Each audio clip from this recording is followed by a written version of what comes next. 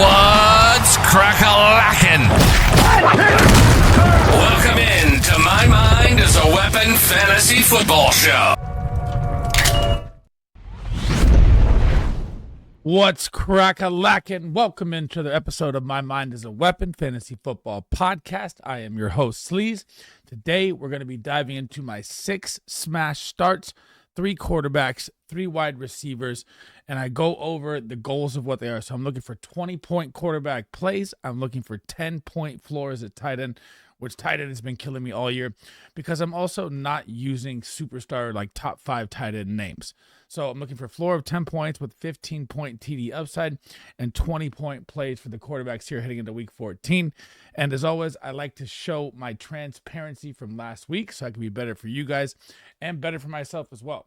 So over here, obviously, here's my Twitter. If you guys want to follow the Twitter as well, it's greatly appreciated. We're almost like 26,000 on there. And it shows you what I'm looking for. So my QB, I'm looking for 20 points, running backs, floor of 12 points with 20-point upside. Same with wide receiver, and then tight ends, 10 points with 15-point floor upside. And again, I avoid the superstar names to make it a little more difficult for me and then to make it better for like plays for you when you're looking for them for which guy's going to be better. So last week hit all 3 quarterbacks, Jacoby Brissett, Jordan Love, Trevor Lawrence, all over 20-plus points there. Running backs, Kenneth Walker, of course, gets vultured at the goal line from Charbonnet again. Jalen Warren hit the floor. RJ Harvey exploded. Quinshon Judkins had a big day. Travion Henderson, weird usage last night, man. I don't know what the Ramondre Stevenson fix was for. You could tell as soon as Travion broke that big one, who's the explosive back? Like, I know that Ramondre looked okay as well, too, there in that game, but that kind of made me angry.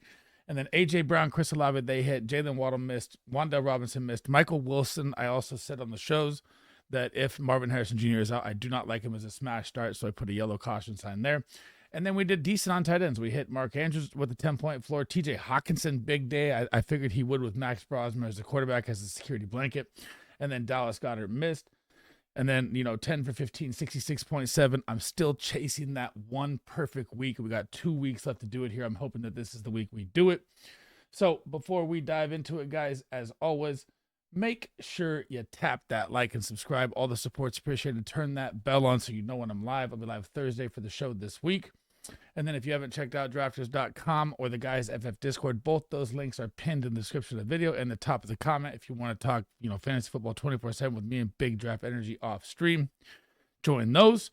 Now let's dive into my 6 smash starts, 3 quarterbacks, 3 tight ends, and you know what we're looking for here. Starting off with smash quarterback number 1. Yes, we are going to double up on last week's call on Jordan Love, who is going to be facing off against the Chicago Bears this week at home in Lambeau Field. 8-3-1 Packers, 9-3 Bears. The over-under 44.5. Green Bay is favored by 6.5. And why do you have to like it in this game? Not only the fact that Jordan Love may be getting all of his reinforcements back. We could be looking at Matthew Golden back. We could be looking at Jaden Reed back to go along with, Romeo Doubs and Christian Watson and Dontavian Wicks, who just had his big game as well. So the weapons are going to be there in bunches. You just saw the Green Bay Packers offense open up against the Detroit Lions last week, which is what they've needed to do for weeks now. And when you look at Jordan Love's numbers, they're actually pretty damn decent for the year you wouldn't even think he'd be having. So 19 touchdowns, 3 interceptions right there. That's great. Completion percentage, top 12. Deep balls, top 12. QBR, number 3. So right there, just tells you this man has been very, very efficient. Now, when it comes to the Chicago Bears on the season, why you got to like it? They rank 23rd versus the quarterback. 18 points a game they're allowing. They've allowed 24 passing touchdowns, 294 on the ground, and 3 touchdowns on the ground. Jordan Love doing a little more running, 41 attempts, 164. He was banged up last year, so the running wasn't there. The mobility was kind of down because, the game 1 injury in Brazil, I believe it was. And then why else you have to like this is the Chicago Bears defense has just been absolutely decimated with injuries. Now, I know all 3 of their linebackers were out. They're all questionable coming into this week. So, cornerback Stevenson questionable, Sewell, the linebacker, questionable, Robinson, the DN, linebacker, Hippolyte, linebacker, TJ Edwards, and their main guy, Tremaine Edwards, is on IR. So this defense, they got Jalen Johnson back at corner. He's a stud. He played limited last week. He'll get more work this week as well. But the interior, the defense is not going to get any pressure. They are just beat up to the max. So Jordan Love in this game, and this is going to be a colder game. You're at Lambeau. You're getting into the cold time. Josh Jacobs might get a bunch of carries here and there because the weather is going to be probably 20 degrees and freezing at Lambeau. I get that.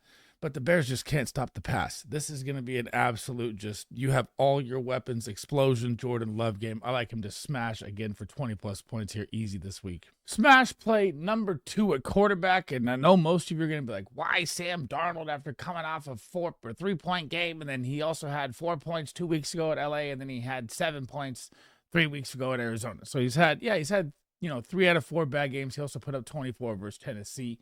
But last week, the game got so out of hand. Seattle gets so ahead that they don't even use Jackson Smith and Jigba last week. So we're looking at a game now where you're heading into the Dirty Birds 4-8 in Atlanta, 43.5 over under, Seattle minus 7.5 in this game. And what you have to look at with the Atlanta defense here, besides the fact that they need to get Rashid Shaheed involved for the Seattle offense, is the Atlanta defense over the past 4 weeks ranks bottom 5, 5th worst in the NFL versus the quarterback, giving up 19.13 points. They've allowed the most yards in the NFL at 1,118 over that 4-week span to go along with 5 touchdowns, to the quarterback, which is over 1 per game, which is what you're going to get from Sam Darnold in this game. They've also allowed a rushing touchdown and 118 yards on the ground. He's not using his legs that much. Obviously, you can see with the 16 attempts for 49 yards. But he's been very consistent. 68.2% completion, number 6. Deep balls, 44, number 9. QBR, number 9. Everything is looking great. That's why Seattle is in contention for the playoffs. He's going to be out there playing in this game as well. And they're all contending for that spot now. Chicago Bears are at the top. The Rams getting that loss opened up for everybody. I like Sam Darnold to absolutely toast the Atlanta Falcons defense that is struggling heavy versus the quarterback and wide receiver, and Jay Season to bounce back for a monster game here. Smash player number 3 at quarterback is going to be Jared Goff, and the key thing is it doesn't even matter to me if Amon-Ra St. Brown doesn't play in this game. Although when you're looking at the matchup and you know his gut and you know how not his gut is like hard work mentality, he'll probably be out there. 6-5-1 Cowboys, 7-5 Detroit Lions. Thursday Night Football. Over under is the highest of the year that I've seen, 53.5. And honestly, I expect it to go higher than that. I hope we get the shootout game on Thursday and not a short week bad game. And the Detroit Lions defense, guys, is just taking so many hits that their offense has to just try and keep up. I know they're down Laporta as well, which is going to hurt them there.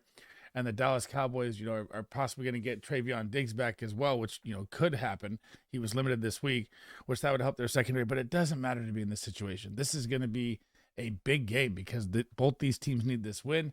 They're both fighting for it. Jamison Williams, we saw the explosion last week with him.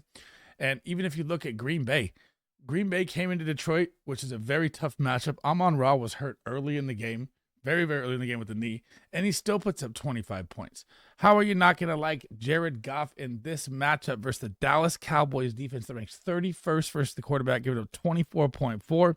They've given up 6 touchdowns over the 4-game span. I absolutely love Jared Goff this weekend. I think it's a no-brainer start against this Dallas Cowboys defense, and you're going to be at home in Detroit. Heading over to the tight end side, it is going to be Dalton Kincaid.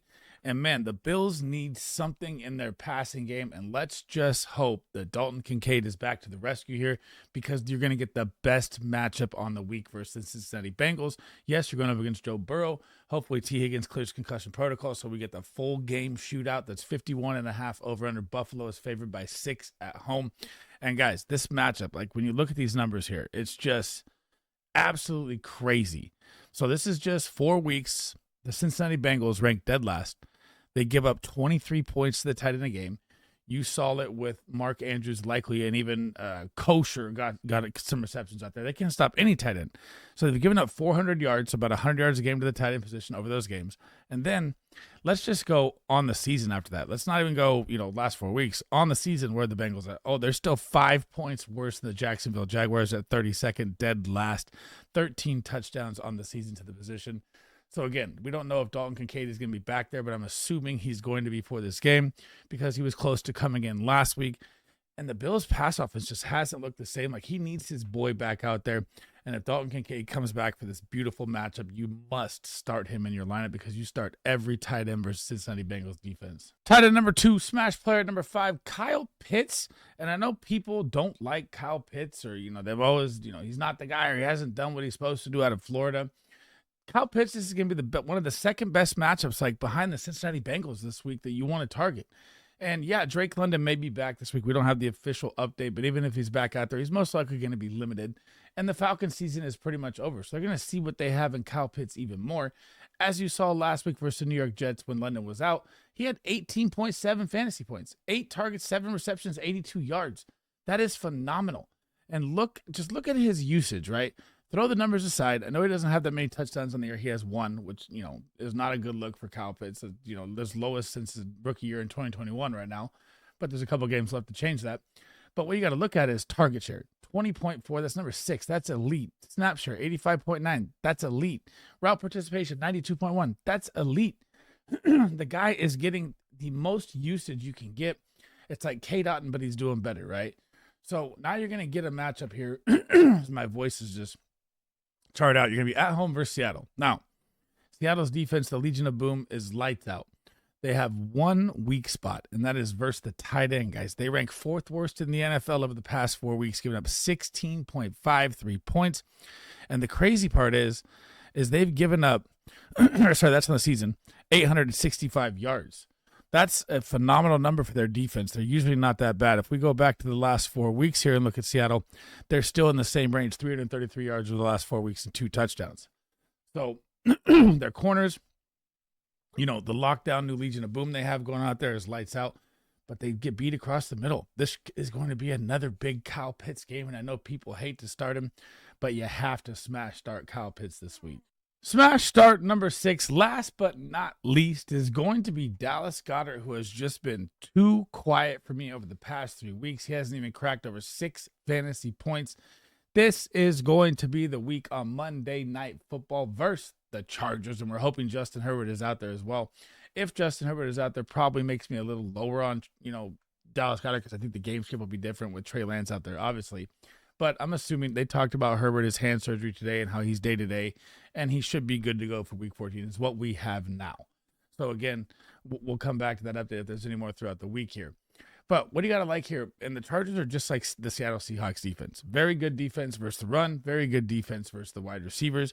They struggle across the middle versus the tight end. Last 4 weeks, they ranked 23rd, giving up 13.7 points per game, 159 yards and 2 touchdowns. And what you got to look at now with the Eagles in the past 2 weeks is the squeaky wheels got in the grease with A.J. Brown, right? But aren't teams going to start to look at that now? Like, if you're not the defensive coordinator, you're not thinking, oh, we need to maybe start to look to shut down A.J. Brown now, right? And you also got Devonta Smith out there. So this is, in my opinion, if Justin Herbert is out there, this is going to be the Dallas Goedert game. And, he had 7 touchdowns early in the season. I think it was by week 7 or 8 he had that done. And he hasn't scored in 4 weeks straight. He hasn't crossed over 50 yards in 4 weeks straight. This is the big Dallas Goedert game for me, where he's going to smash, give you a floor of 10-plus points, and give you a possible TD upside. And I really, really think he has like top 5 tight end upside this week with this matchup. Thanks for rocking with me, guys. I hope you enjoyed the content. That is the end of the episode. That is my 3 quarterbacks and 3 tight ends that I believe are going to smash to the projections that I gave them this week based on the analysis, statistical breakdown, defense, injuries, everything like that we just talked about, guys. Before we head out, make sure you tap that like and subscribe again. Turn that bell on so you know when I'm live so you catch the content. My next episode is going to be running backs and then wide receivers. Then tomorrow we dive into all the start sits for every single position here. It's playoff time, baby. It is time to lock in. And again, if you guys haven't checked out the sponsors or our premium Discord, both those links, again, are up in the description. That is it for me. I'll catch you guys in the next episode. Sleazebomb out.